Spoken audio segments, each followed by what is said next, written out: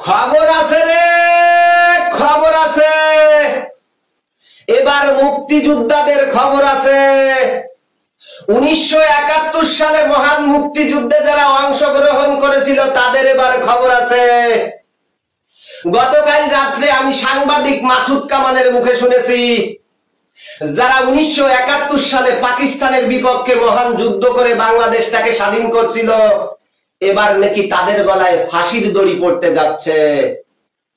তো বিগত শেখ হাসিনা সরকারের আমলে এই মুক্তিযোদ্ধাদেরকে 20,000 টাকা করে সম্মানী ভাতা দিত, বছরে 2টা বোনাস দিত, জাতীয় অনুষ্ঠানগুলোতে সম্মানের সহিত তাদেরকে সামনের চেয়ারে বসতে দিত, তাদেরকে পাকা দালান বানিয়ে দিছিল।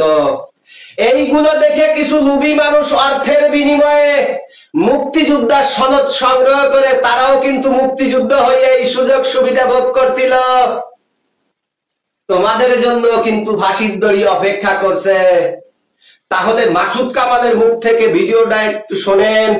এদেশে একদিন মুক্তিযোদ্ধাদের ফাঁসিতে ঝুলিয়ে মৃত্যুদণ্ড প্রদান করা হবে।